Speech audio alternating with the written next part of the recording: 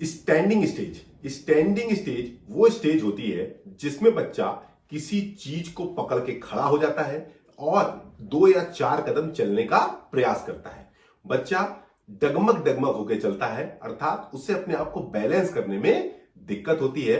वो इंडिपेंडेंटली जिस तरह से हम लोग चलते हैं उस तरह से नहीं चलता है। इस स्टेज में जो भी बच्चे पहुंचते हैं वो सामान्यतः क्रॉलिंग भी कर रहे होते हैं और स्टैंडिंग स्टेज अर्थात खड़े होकर चलने का भी प्रयास करते हैं। जितना ज्यादा बच्चा क्रॉलिंग करेगा उतनी ही जल्दी उसकी फिजिकल स्ट्रेंथ मजबूत होती जाएगी, उसके लेग्स में स्ट्रेंथ आती जाएगी और वो स्टैंडिंग स्टेज और आगे आने वाली रनिंग स्टेज को भी उतना ही अच्छा कर पाएगा। हमारी इस एक्टिविटी का उद्देश्य अपने बच्चों को नेक्स्ट स्टेज में ले जाने का बिल्कुल भी नहीं है।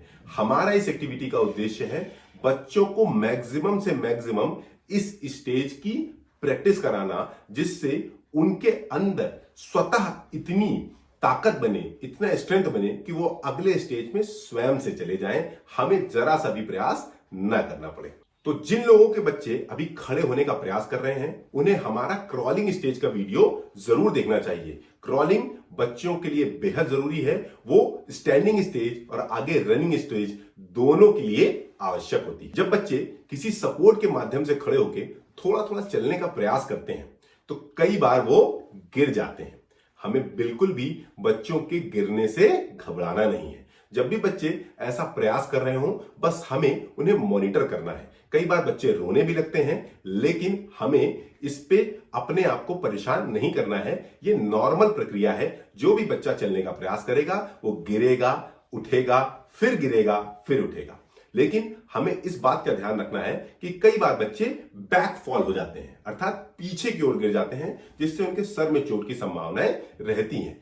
पहले 7-8-10 दिन जब बच्चा स्टैंडिंग स्टेज में हो तो हमें विशेष ध्यान रखना है और बच्चे को मॉनिटर करना है कि वो बैक फॉल ना करे, अर्थात अपने सर के बल ना गिरे। उसके सर के आसपास हमें अपने हाथ को लगा के रखना है कि जब भी बच्चा गिरे तो हम उसका सर पकड़ सकें। दूसरा, मैंने कई बार बहुत सारे पेरेंट्स को देखा है कि बच्चे उंगली पकड़ के या उसकी पूरी कलाई पकड़ के उसको स्वयं ही चलवा देते हैं। बच्चों की इस बेहद जबरदस्त कला का वो गला घोट देते हैं। दुनिया में बहुत सारे जानवर ऐसे हैं जिनके पैरों में हमसे ज्यादा जान है, लेकिन तब भी वो 2 पैरों पे नहीं चल सकते।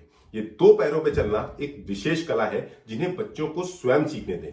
वो आसानी से इसे कर ले जाएंगे, बस हम जबरदस्ती उसमें इंटरफेयर न करें, अर्थात जबरदस्ती बच्चों को चलवाने का प्रयास न करें।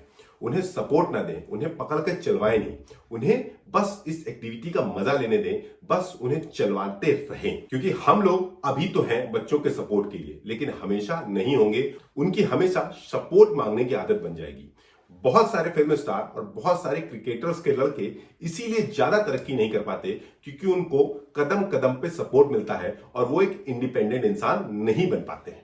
इसीलिए हमें अपने बच्चों को कभी भी जबरदस्ती सपोर्ट नहीं देना चाहिए जब तक बच्चा सपोर्ट ना मांगे। तीसरा, बच्चे को हमें सोफे के सहारे या किसी अलमारी के सहारे या रेफ्रिजरेटर के सहारे या किसी भी चीज को पकड़ पकड़ के चल के दिखाना होता है। स्वयं से भी हम इस एक्टिविटी को बच्चे के सामने परफॉर्म कर सकते हैं कि आप कैसे चीजों को पकड़ पकड़ के चलें। बच्चा भी स्वयं से ये देखेगा और इसी तरह से आपको फॉलो करने लगेगा और जल्द ही वो एक इंडिपेंडेंट वॉकर भी बन सकेगा। चौथा, हमारे क्रॉलिंग स्टेज की वीडियो को जरूर से जरूर देखें। उसमें हमने आपको बहुत सारी प्रिकॉशंस और टिप्स भी बताई हैं, वो इस स्टेज में भी उसी तरह से इंप्लीमेंट होती हैं। स्टैंडिंग स्टेज में भी सारे प्रिकॉशंस को फॉलो करना है जो हमने क्रॉलिंग स्टेज में आपको बताए थे। मैं फिर से आपको याद दिलाऊंगा, ये कोई कंपटीशन नहीं है कि हम अपने बच्चे को कंपेयर करें, हम अपने बच्चे की फिजिकल स्ट्रेंथ को बार बार परखने की कोशिश करें।